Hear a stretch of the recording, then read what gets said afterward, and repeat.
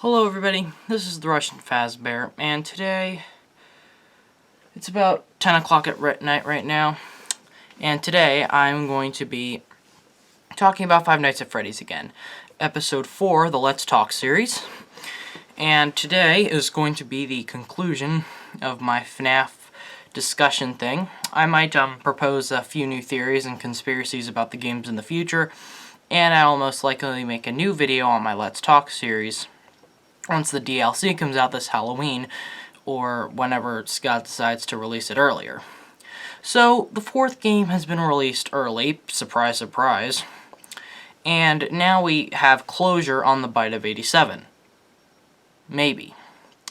Now, here's the thing. Now, a lot of people are actually doubting that, or some people at least, are doubting that what we see in the 8-bit minigames in FNAF 4 are the Bite of 87 or not. And, well, a lot of people are like, oh, we've been wanting to know more about the Bite of 87 ever since the first night in the first game. Now we finally know what happened, and you guys aren't trusting Scott that he's giving us accurate information. Well, keep in mind this. Scott is a very tricky person. He's got tricks up his sleeves.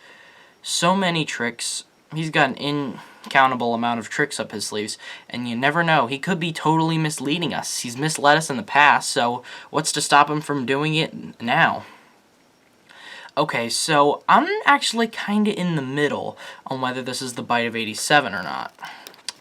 Now, if you're wondering if I'm gonna continue my theory that I started in the last video, well, most of that's been disproven ever since the fourth game was released. So I'm actually just gonna abandon that theory and talk about the fourth game and propose a new theory in this video. So sorry if you wanted to hear the end of my old theory.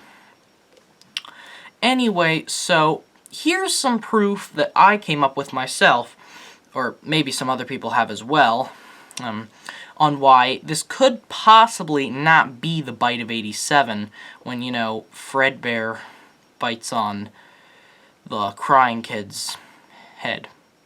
So, first of all, as we all know, the crying child, this is presumably the crying child, and it looks like he's supposedly the son of Purple Man, and it looks like Purple Man may actually be the owner of Fredbear's Family Diner, or whatever this restaurant that has Fredbear and Spring Bonnie on stage is called.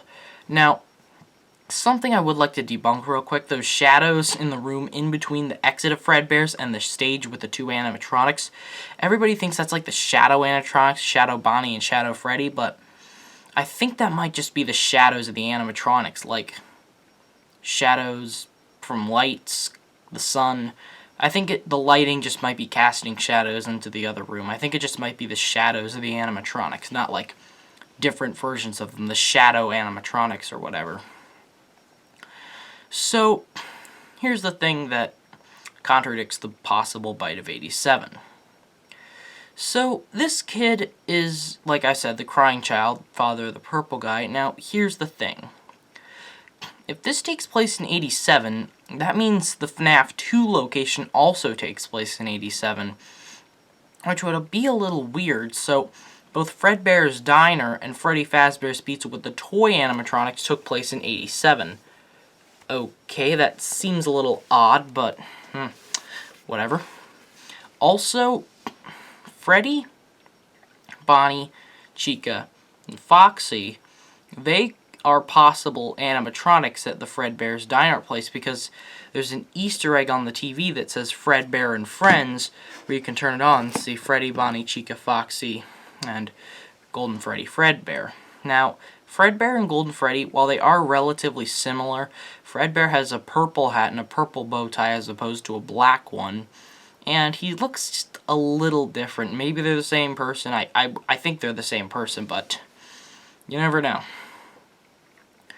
So, one of the reasons that this might not be the Bite of 87 is because it says Fredbear and Friends 1983. Now, that could be just one of those things that says, like, say, I don't know, Handel's Ice Cream since 1959, or this guy's pawn shop since 1824, or the Declaration of Independence in 1776. You know what I mean. So it could be one of those, like that was the year Fredbear's Family Diner was created, or opened, or the show was released. So This kid has a plushie of Fredbear that he goes to as kind of like a friend, kind of somebody he can open up to. He also has Freddy, Bonnie, Chica, and Foxy. Foxy's headless. I think that's because his mean older brother stole Foxy's head and puts it on himself to scare him out of his mind.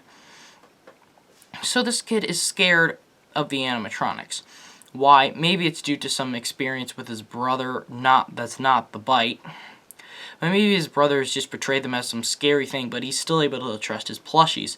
Especially the Fredbear plushie, because he talks to this thing. It's like his best friend, and he blatantly says, when you go over to them, these are my friends. So, yeah, the plushies are his friend, but the animatronics are scary to him. He hides from them. He's scared of them. So here's what happens. On the day of his birthday party, his asshole brother and his asshole friends are like, hey, I think the little man wants to give Fredbear a big kiss. So they stuff him right into Fredbear's mouth. And when Fredbear closes his mouth, the kid's head gets crunched in there. Now, these kids are wearing Freddy, Bonnie, Chica, and Foxy masks. So presumably, these are the kids that go to haunt the animatronics. Maybe it's because the purple guy was frickin' mad at his son and friends for murdering his son. And despite the fact that this guy was also his son, he murders these kids. And they go on to possess Freddy, Bonnie, Chica, and Foxy. And keep in mind, the minigame in Happiest Day, we're not sure who possessed the marionette, but in the minigame Happiest Day, Freddy, Bonnie, Chica, and Foxy have their masks on, they're at the birthday party, and the marionette walks up and gives the Golden Freddy kid his cake. If this is the crying child that got bit by Fredbear, and then his brother and his friends are like, we're sorry, we're going to give you the birthday party you've been deserving for 30 years. So after 30 years, they finally give him the birthday party he's deserved. The marionette gives him cake, his friends are there, and as opposed to getting bit by Fredbear, he gets cake, and he finally gets to be happy, and all their spirits get to be at rest. So who knows, Purple Guy could just be misunderstood. Maybe he's just mad at them. He's like, you killed my son, you got my diner closed down. And holy crap, we are really off topic. I'm still just trying to debunk the bite of 87, but I really got off topic here, just going on about everything. Well, at least I covered all those topics, which I was planning on covering later in the video. So about the bite of 87, this might not be the bite of 87 because, yeah, I said it was 1983 and the FNAF 2 thing, which is just kind of weird how it's all in the same year. Also, something that I haven't seen anybody mention, but I find it as a bit of a nitpick. When Phone Guy first mentions it, he says, they used to be allowed to walk around during the day, too, but then there was the bite of 87. Yeah, it's amazing that the human body can live without the frontal lobe, you know? So, we've all assumed that after this kid gets bitten by Fredbear, having the bite of 87 occur, he dies. The reason this is because there's Easter eggs with flowers and an AV pack next to his bed, assuming that he's in a hospital. Also, in the last minigame where Fredbear apologizes to him for biting his frontal lobe off, or maybe it's his brother through some sort of interdimensional afterlife thing apologizing, I don't know. They apologize and he says, I will put you back together.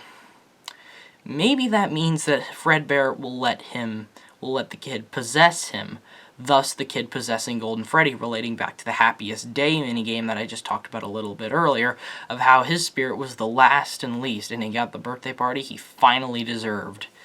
So, that could be it. And you hear this beep sound at the end of this minigame very subtly. And that's the kind of thing you would hear when on the heart line at a hospital when the patient would go dead. So, relating back to what Phone Guy says, he says it's amazing that the human body can live without the frontal lobe. So, if this kid dies when he gets the bite of 87, why would Phone Guy say this? Since Phone Guy said this, we've all been able to imply that the victim of the bite of 87, well, yes, he lost his or her frontal lobe, the victim still survived.